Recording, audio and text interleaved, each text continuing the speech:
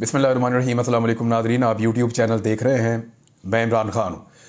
पाकिस्तान की सियासत के बारे में अगर किसी की पेशन गोइयाँ सबसे ज़्यादा दुरुस्त साबित हुई हैं गुज़िश्ता चंद सालों में, तो वो इमरान खान साहब हैं। वो कैसे, मैं आपको बता देता हूँ कुछ चीज़ें, और इसके ऊपर तो बाकायदा बहुत सारे वीलॉग्स हुए हैं, बहुत सारी इन्फॉर्मेशन आपके साथ पहले भी शेयर की है। लेकिन अब इमरान खान साहब ने एक बहुत बड़ी पेशन गोई कर दी है। वो पेशन गोई कैसे पूरी होगी, इमरान खान साहब को एग्जैक्टली पता है कि वो कब बाहर आएंगे, और उनको पता है कि ये हुकूमत कब ख़त्म हो जाएगी। कुछ चीज़ें हैं, इन्फॉर्मेशन जो पहले भी थी मेरे पास से, और उसमें कुछ चीज़ें मैंने आज कलेक्ट की हैं, मैं आपके साथ शेयर कर देता हूँ इमरान खान से मुताल्लिक। सबसे पहले तो आप अपने दिमाग में ये रखें कि इमरान खान साहब ने कहा था कि उनके खिलाफ तमाम सियासी जमातें इकट्ठी हो जाएंगी। ये जो लोग आपस में हमेशा लड़ते रहे हैं, ये इकट्ठे हो जाएंगे। हमने देखा ये इकट्ठे हो गए। फिर इमरान खान साहब ने कहा था कि ये इमरान खान की हुकूमत को गिराने के लिए जो है वो इदारों के दरवाजे खटखटाएंगे। वो सारा कुछ भी आपने होता हुआ देखा। फिर इमरान खान ने बताया कि कैसे उनकी हुकूमत ख़त्म की जाएगी। उनकी हुकूमत ख़त्म की गई। बाद में उन्होंने ये बताया कि नवाज शरीफ को पाकिस्तान वापस लाया जाएगा, नवाज शरीफ के मुकदमात ख़त्म किए जाएंगे, ये जितनी पॉलिटिकल पार्टी इक़्तिदार में आएंगी ये अपने मुकदमात ख़त्म करेंगी, इसके अलावा कुछ नहीं करेंगी। उन्होंने कहा था कि मईशत की बहुत तबाही हो जाएगी। उन्होंने कहा था कि पाकिस्तान के लोग जो हैं वो महंगाई के बोझ तले दब जाएंगे। ये सारी चीज़ें हमने होती हुई देखी, जो चीज़ें इमरान खान साहब ने कही। फिर उन्होंने एक बहुत बड़ा दावा किया था। उन्होंने कहा कि नवाज शरीफ को वापस तो लाया जाएगा, उनको इलेक्शन लड़ने के लिए अहल भी किया जाएगा, और नवाज शरीफ साहब को ना सिर्फ इलेक्शन लड़ने के लिए अहल किया जाएगा बल्कि उनकी पार्टी को इलेक्शन जिताने का बंदोबस्त भी किया जाएगा। लेकिन पब्लिक रिजेक्ट कर देगी इस सारे मंसूबे को इलेक्शन वाले दिन। ये भी पेशन गोई सच साबित हो गई। लोगों ने इतने बड़े पैमाने पर वोट डाले और इस तरीके से वोट डाले कि गिनने वाले जो हैं वो परेशान हो गए कि ये हुआ क्या। यानी 8 फरवरी का दिन पाकिस्तान की तारीख का एक ऐसा दिन है जिसे कभी भी भुलाया नहीं जा सकेगा। वो दिन पाकिस्तान में जमहूरियत के दिन के तौर पे याद रखा जाएगा। 8 फरवरी का दिन पाकिस्तान में अवामी जमहूरियत के नाम पे याद रखा जाएगा। जो एक्चुअली अवामी जमहूरियत होती है वो क्या होती है, ये हमने 8 फरवरी को देखा। उसके बाद फिर इमरान खान साहब का ये कहना था कि मुसल्लत करने की कोशिश की जाएगी पीडीएम की जमातों को दोबारा से मुल्क के ऊपर। और भी उन्होंने पेशन गोइयां की हैं, आपने ये सारी देखी। ये सारी तकरीबन सच साबित हुई हैं। जो बातें भी इमरान खान साहब ने कही थी वो तकरीबन सच साबित हुई। किस तरह नवाज शरीफ साहब वापस आए, किस तरह के उनके केसेस ख़त्म हुए, कैसे पीडीएम की जमातों ने अपने केसेस ख़त्म किए, कैसे एनआरओ 2 मुकम्मल हुआ, किस तरीके से पाकिस्तान तहरीक इंसाफ को क्रश किया गया, फिर किस तरीके से पाकिस्तान तहरीक इंसाफ जो है उसके उम्मीदवारों को क्रश किया गया। उसके बाद इलेक्शन उनके लिए कितना मुश्किल था। फिर उनके मुताबिक जो इलेक्शन का रिजल्ट था वो भी आ गया, लेकिन वो रिजल्ट बदल भी दिया गया जो उनके खदशात थे। अब इमरान खान साहब ने स्टेटमेंट दिया, पहले वो आप स्टेटमेंट देख लें, फिर मैं आपको बताता हूं कि उन्होंने ये स्टेटमेंट दिया क्यों है और किन बुनियादों पर वो ये बात कर रहे हैं। उन्होंने कहा कि ये रावलपिंडी के अंदर वो बात कर रहे थे। रावलपिंडी से रिपोर्ट हुआ है। इमरान खान साहब आपको पता है कि अडियाला जेल में मौजूद हैं। वहाँ पे सहाफ़ियों से उनकी बातचीत हुई। उन्होंने कहा जी मैं 5 या 6 माह जेल में रहूँगा, फिर हुकूमत ख़त्म हो जाएगी। ये इमरान खान साहब का दावा है। यानी आज मार्च का महीना ख़ात्मे की जानिब जा रहा है। आखिरी 10 दिन रह गए हैं। अप्रैल, मई, जून, जुलाई, अगस्त और सितंबर। बहुत सारे लोग ये कह रहे हैं, और मैं खुद भी इससे पहले कह चुका हूँ कि अक्टूबर से पहले या अक्टूबर के फ़ौरन बाद, इस बीच में कहीं इमरान खान साहब की रिहाई इसलिए दिखाई दे रही है कि हालात उस तरफ जा रहे हैं। अब इमरान खान साहब ने किन चीज़ों की निशानदेही की मैं आपको बता देता हूं। केसेस के बारे में उन्होंने कहा कि फैसले पहले से हो चुके हैं, यहां सिर्फ कार्रवाई हो रही है। अलकादिर ट्रस्ट का केस जो है उन्होंने कहा बड़े कमाल का केस है, जिसमें चोरी भी नहीं हुई, पैसा भी हुकूमत के पास है और ट्रस्ट भी अभी तक चल रहा है, तो उसका केस मेरे ऊपर बना दिया है। अलकादिर ट्रस्ट के अंदर कुछ लोगों का यह क्लेम है कि उनके ऊपर बहुत दबाव डाला गया इमरान खान के खिलाफ गवाही देने के लिए, लेकिन उन्होंने गवाही देने से इनकार किया और उन्होंने काफ़ी नुकसान उठाया है। इमरान खान साहब ने हसन नवाज, हुसैन नवाज के ऊपर उन्होंने तनकीद की। उन्होंने कहा जी इंग्लैंड में 9 अरब का घर 18 अरब में इन्होंने बेचा है, और नेशनल क्राइम एजेंसी जो है इंग्लैंड में, उन्होंने मशकूक ट्रांजैक्शन पकड़ ली थी।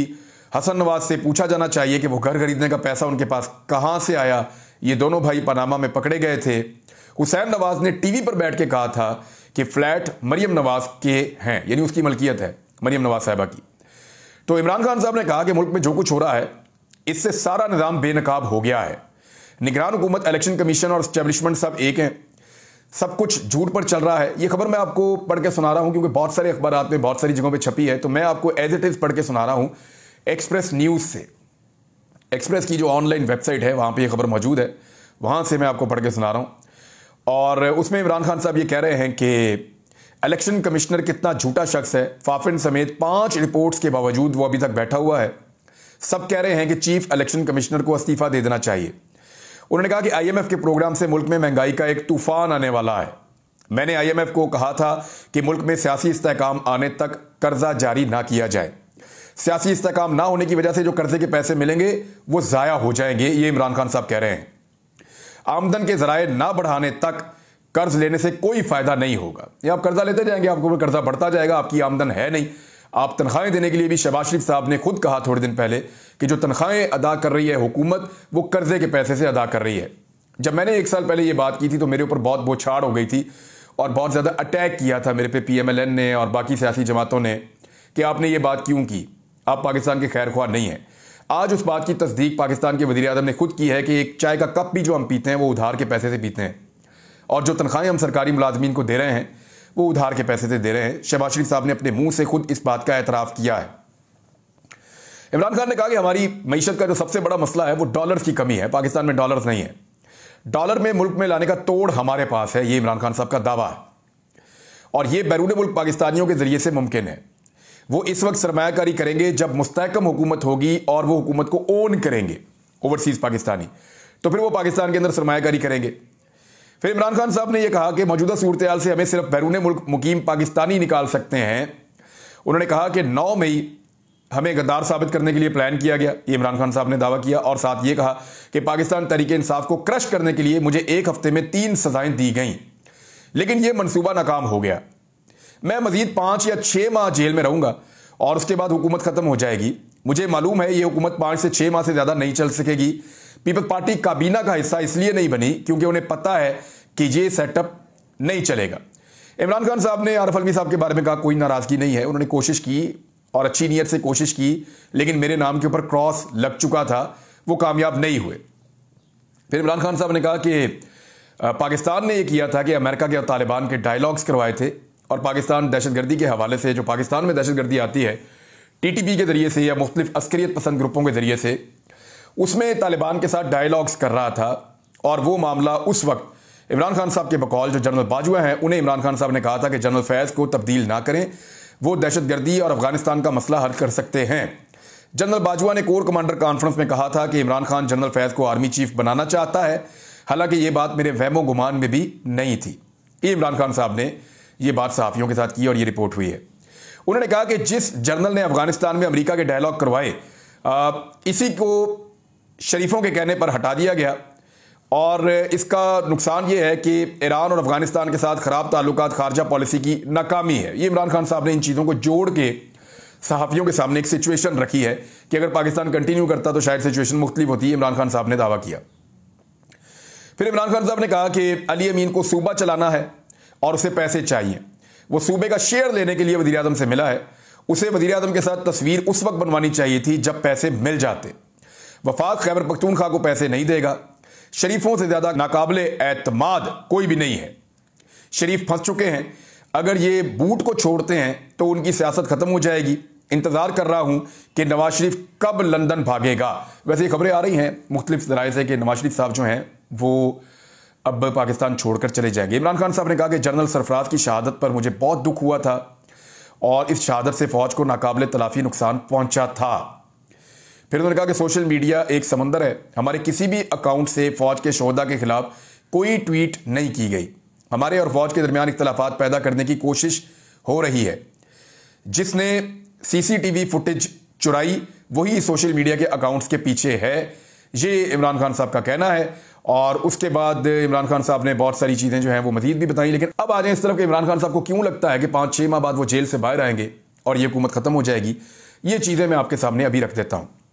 लेकिन एक खबर और है और ये बड़ी खबर है। ये भी इमरान खान साहब का एक मुतालबा है और एक बड़ा मुतालबा है जो इमरान खान साहब ने किया है। उन्होंने कहा कि सुप्रीम कोर्ट इंतखाबी धांधली की तहकीकात करे और फैसले तक वफाक और पंजाब की हुकूमतें मुअत्तल कर दी जाएं। ये इमरान खान साहब ने दरख्वास्त की है। इमरान खान ने सुप्रीम कोर्ट से इंतखाबी धांधली की तहकीकात के लिए गैर मुतासिब जजों पर मुश्तमिल अदालती कमीशन बनाने और तहकीकात की तकमील तक वफाकी और पंजाब हुकूमत को मुअत्तल करने की दरख्वास्त की है। अच्छा, ये एक बड़ा मुतालबा है इमरान खान साहब का, और बाकायदा दरख्वास्त रिपोर्ट हुई है कि इमरान खान साहब ने दरख्वास्त की है कि सुप्रीम कोर्ट ऑफ पाकिस्तान जो है वो ऐसे जजेस को जिनकी शोहरत बिल्कुल गैर मुतनाज़ है उनको मौका दें कि वो एक जुडिशल कमीशन उन पर तश्कील दिया जाए और धांधली की तहकीकात की जाएँ। और जब तक धांधली की तहकीकात नहीं हो जाती तब तक, क्योंकि पंजाब में और वफाक में इमरान खान साहब को सबसे बड़ा एतराज़ है, तो इसकी हुकूमतें जो हैं वो मुअत्तल कर दी जाएँ और इंतखाबात का मुकम्मल ऑडिट किया जाए। देखिए, ये जब भी होगा तो आपको पता है, सबको पता चल गया है, सारी दुनिया जानती है, पूरी दुनिया ने रिपोर्ट किया है, पाकिस्तान में, पाकिस्तान के बाहर, हर तरफ आलमी मीडिया ने, आलमी इदारों ने रिपोर्ट किया है, जो मुबस्सरीन है उन्होंने रिपोर्ट किया है कि इलेक्शन के जो नताइज हैं वो इलेक्शन के मुताबिक नहीं है। फॉर्म 45 कुछ और है, फॉर्म 47 कुछ और है। तो ऐसी सूरत हाल के अंदर जब भी कभी तहकीकात होंगी, गैर जानिबदार और शफाफ ऑडिट होगा, तो ये हुकूमत घर चली जाएगी। शहबाज शरीफ साहब के बाद पंजाब में 50 के करीब ऐसी सीटें हैं जिन पे उनका हक नहीं है। मरीम नवाज के बाद 100 के करीब ऐसी सीटें हैं जिस पे उनका हक नहीं है। ये तो सिर्फ पंजाब की कहानी है, बाकी जगहों पे अलहदा सूरत हाल है। तो वफाक और पंजाब में इमरान खान साहब ने यह दावा किया, वो ये क्यों कह रहे हैं, जरा ये चीज़ें आपके सामने मैं रख देता हूँ। नंबर एक वजह जो इमरान खान साहब के सामने है वो है मईशत। मईशत पाकिस्तान की लगातार डूबती चली जा रही है। इमरान खान साहब ने अपनी हुकूमत गिरने से पहले भी इस बात के बारे में वार्न किया था कि जब उनकी हुकूमत गिराई जा रही थी 2022 में, तो उनको लगता था कि मईशत डूबेगी और नीचे की जानिब जाएगी। फिर हमने देखा जो कुछ डॉलर के साथ हुआ, हमने देखा जो कुछ पेट्रोल के साथ हुआ, हमने देखा जो कुछ बिजली और गैस के साथ हुआ, हमने देखा पाकिस्तान के अंदर मईशत किस तरह नीचे गई, सारे के सारे आदाद शुमार नीचे चले गए। आपकी एक्सपोर्ट्स कहाँ पहुँच गई, आपकी इम्पोर्ट्स के साथ क्या हाल हुआ, आपके जो ज़र मुबादला के ज़खायर हैं उनके साथ क्या हुआ। आप जो भी मईशत का एक प्लान बनाते थे वो नाकाम हो जाता था बदकिस्मती से। तो लगातार पाकिस्तान को 2 साल तक मार पड़ी। अब इमरान खान साहब को ये लगता है कि वही हुकूमत क्योंकि दोबारा बनाई गई है, अवाम का एतमाद भी नहीं है, तो ये मईशत नहीं चलेगी। और जब मईशत नहीं चलेगी तो एक बहुत बड़ा बोझ इस हुकूमत पे जून में पड़ेगा बजट के मौका पर, और जुलाई से ऑनवर्ड बड़े खौफनाक एहतजाज शुरू हो सकते हैं। तो ये हुकूमत शायद उन एहतजाजों का सामना ना कर पाए और अवामी रद्द-ए-अमल के सामने टिक ना पाए। एक तो चीज़ उनको ये लगती है कि मईशत की तबाही। दूसरा, महंगाई। देखिए, मैंने ज़ाती तौर पे इसको चेक करवाया और बहुत सारा डाटा इकट्ठा किया है, स्पेशली गैस और बिजली के बिलों पे। जिन लोगों को गैस का बिल 1800, 1200, 1500 यहाँ तक आता था, उनका कम से कम बिल 15,000 आया। और 1 लाख रुपए से ज़्यादा भी गैस के बिल्स आ गए पाकिस्तान में पहली मरतबा। 50,000 का बिल 10 मरले के मकान का भी आ गया है गैस का इन सर्दियों में। अब लोग वो बिल कैसे जमा कराएंगे? मिडिल क्लास बहुत परेशान है। गैस का बिल इतना ज़्यादा है कि उनकी माहाना इनकम से ज़्यादा गैस का बिल आ गया पाकिस्तान में। और ये कीमतें लगातार बढ़ रही थी। हम आपको रिपोर्ट कर रहे थे कि गैस की कीमतें बढ़ती जा रही हैं, बढ़ती जा रही हैं। ये एकदम बबल जो है ये फटेगा और सारा प्रेशर पब्लिक के ऊपर आ जाएगा, और पब्लिक के ऊपर प्रेशर आ गया। मैं आदाद शुमार आपके साथ डिटेल में भी बाद में शेयर कर दूंगा। बिजली की कीमतें काफ़ी बढ़ गई हैं, यूनिट की प्राइस जो है वो कई गुना बढ़ गई है, और उसका बराह रास्त बोझ जो है वो डोमेस्टिक यूज़र के ऊपर, या जो छोटी फैक्ट्रियां हैं वहाँ पे, या जो ताजिर हजरात हैं, उनको इसका बहुत ज़्यादा इम्पैक्ट आ रहा है। तो बिजली एक बहुत बड़ा रीज़न है, पेट्रोल की प्राइस एक बहुत बड़ा रीज़न है। हालांकि आलमी मंडी में पेट्रोल की कीमतें कम हुई हैं इमरान खान के दौर की निस्बत, लेकिन पाकिस्तान में इमरान खान के दौर की निस्बत पेट्रोल की कीमतें बढ़ी हैं। शहबाज शरीफ साहब ने दावा किया था कि पेट्रोल 70 रुपए लीटर वो बेचेंगे जब हुकूमत में आएंगे। आज पेट्रोल 350 रुपए लीटर है, यानी जितने का शहबाज शरीफ ने कहा था उससे 4 गुना में शहबाज शरीफ साहब इस वक्त पेट्रोल बेच रहे हैं। जितने का इमरान खान साहब बेच रहे थे उससे दुगने में शहबाज शरीफ साहब पेट्रोल बेच रहे हैं। हालांकि आलमी मंडी में पेट्रोल सस्ता हुआ है इमरान खान साहब के दौरे हुकूमत के मुकाबले में। डॉलर की प्राइस, अभी डॉलर को जैसे कंट्रोल किया गया है, कुछ लोगों ने यह दावा किया, और जो आदाद शुमार को जानते हैं, जो मईशत को जानते हैं, कि इस वक्त डॉलर को कंट्रोल किया गया है, और अगर इसको किसी वक्त भी IMF के मुतालबात के ऊपर छोड़ा गया तो फिर डॉलर दोबारा 300 से ऊपर खुदा न खास्ता जा सकता है। यह सूरत हाल पाकिस्तान की मईशत के लिए मुश्किल होगी। तो महंगाई एक बहुत बड़ा फिनोमिना है जो 30% के लगभग घूम रही है। रमज़ान का महीना है, अवाम को कोई रिलीफ देने में हुकूमत मुकम्मल तौर पर नाकाम रही है। हुकूमत हालांकि अभी थोड़े दिन पहले आई है, लेकिन ये तसलसल है उसी हुकूमत का जो 2022 के अप्रैल में बनी थी, यानी अभी तक ये तसलसल के साथ इक़्तिदार में है। तो इनके ऊपर रिस्पॉन्सिबिलिटी फिक्स की जा सकती है, यही इक़्तिदार में चले आ रहे हैं। इत्तेहादियों की बेरुखी, यानी इमरान खान साहब को ये लगता है, और ये ऑब्वियस है, कि जिस वक्त बहुत प्रेशर पब्लिक का आएगा तो PMLN को उसके इत्तेहादी अकेला छोड़ना शुरू कर देंगे। MQM और पीपल्स पार्टी इस बोझ को नहीं उठाएंगे और बाकी जमातें भी इस बोझ को नहीं उठाना चाहेंगी जो बोझ PMLN के ऊपर बदनामी का पड़ेगा महंगाई की और मईशत की तबाही के नतीजे में। गैस और बिजली का बहरान मैंने आपको पहले बता दिया कि लोड शेडिंग बड़ी खौफनाक किस्म की हो सकती है, इसलिए कि बिजली का जो यूनिट पैदा हो रहा है वो बहुत महंगा पैदा हो रहा है। जो मंसूबे पाकिस्तान ने IPPs के लगाए हैं वहाँ पे कैपेसिटी पेमेंट्स भी करनी पड़ती हैं और वो हमारा जो सर्कुलर डेथ है या जिसको आप कहते हैं गर्दिशी कर्जा, वो इतना ज़्यादा बढ़ गया है कि अब पाकिस्तान अफोर्ड नहीं कर सकता इतनी महंगी बिजली। अगर बनाएंगे तो लोग उसको खरीदेंगे कैसे, ये एक बहरान आपके दरवाजे पे खड़ा है। अवामी एतमाद का फुकदान है क्योंकि हुकूमत जो बनी है पाकिस्तान के किसी भी शहर, किसी भी कस्बे, किसी भी गाँव, कहीं भी आप चले जाएँ तो लोग बहुत क्लियरली आपको बताएंगे कि ये हुकूमत जो है वो उनके वोटों के साथ नहीं बनी। लोगों को लगता है कि ये हुकूमत ज़्यादती करके बनी है, उनके वोटों का इसमें अमल दखल नहीं है। तो जो अवाम का एतमाद हुकूमत के साथ नहीं है, ये चीज़ भी लोगों को हुकूमत से मुतनफ़र करेगी और हुकूमत के लिए मुश्किलात पैदा करेगी। इमरान खान साहब की रिहाई, देखिए इसकी कुछ वजूहात हैं।